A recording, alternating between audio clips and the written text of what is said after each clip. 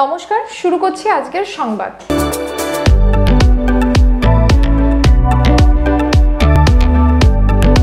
পূর্ব বর্ধমানের উড়োচটি থেকে অনতি দূরে কালনা গ্রামে চক্রবর্তী পরিবারে পঞ্চম প্রজন্ম ধরে বাসন্তী পুজোর আয়োজন করা হয়ে আসছে। এবছরও গ্রামে এই পুজোর আয়োজন করা হয়েছিল।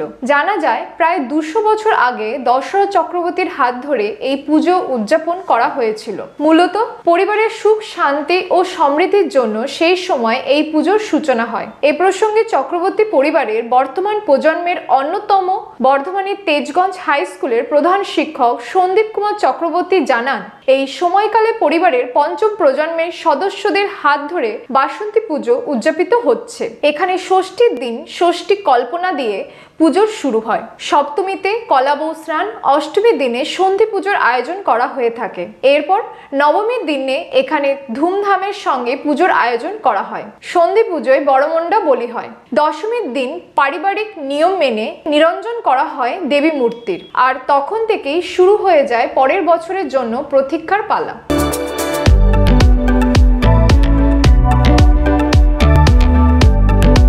পূর্ব বর্ধমান জেলার জামালপুরের আমতারা বিশালক্ষী মাতা ক্লাবের উদ্যোগে 3 দিন ব্যাপী ক্রীড়া প্রতিযোগিতা ও সাংস্কৃতিক অনুষ্ঠান সহ বন্ধন উৎসব পালন করা হলো। বুধবার ছিল তার শেষ দিন। শেষ দিনে তারা মহতী রক্তদান শিবিরের আয়োজন করে।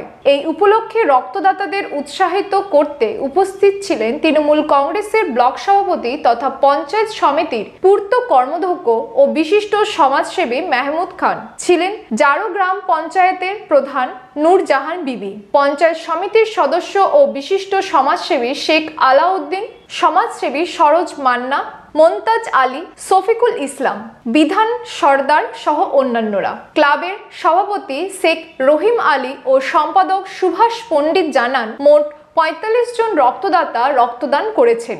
সংগৃহীত রক্ত তুলে দেওয়া হয়েছে টেরেজা মেমোরিয়াল হাসপাতালের হাতে। মেহমুদ খান বলেন, বিশালাক্ষী মাতা ক্লাবের এই ভূমিকা সত্যি প্রশংসাযোগ্য। ক্লাবগুলি যদি এইভাবে সামাজিক কাজে এগিয়ে আসে তাহলে সমাজের উপকার হয়। তিনি এই ক্লাব সদস্যদের বলেন, রক্তদানের মতো মানবিক উদ্যোগের পাশাপাশি অন্যান্য সমাজসেবিক কাজেও তারা যেন এগিয়ে আসেন।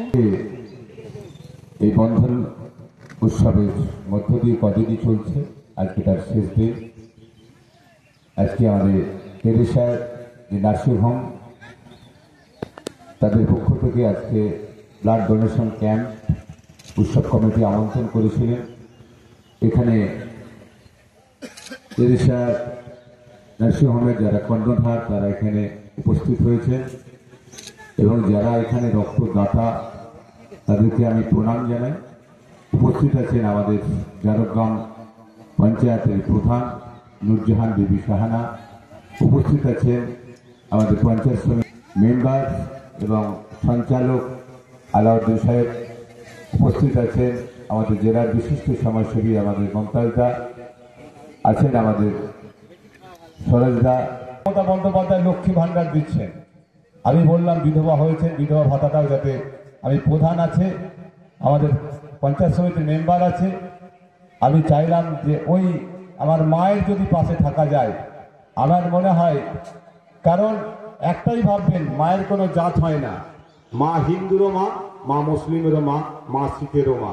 তাই আমরা চাইব মায়ের যেন কখনো অসম্মান না হয়। মাকে যদি আমরা ঠিকভাবে সম্মান দিতে পারি তাহলে মায়ের যে আশীর্বাদ, মায়ের যে দোয়া, সেটা একটা সন্তানের কাছে সব থেকে মূল্যবান হচ্ছে মায়ের আশীর্বাদ, মায়ের দোয়া।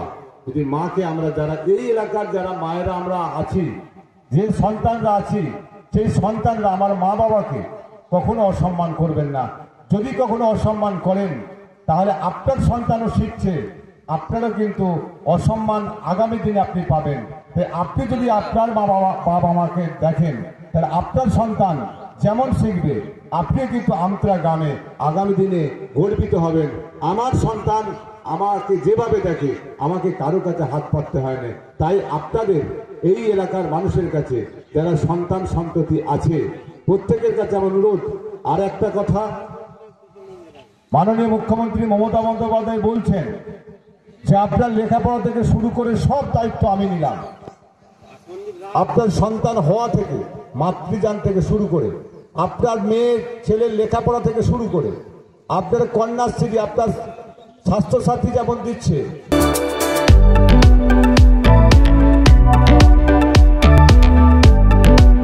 আজকের সংবাদ এই পর্যন্ত। নমস্কার।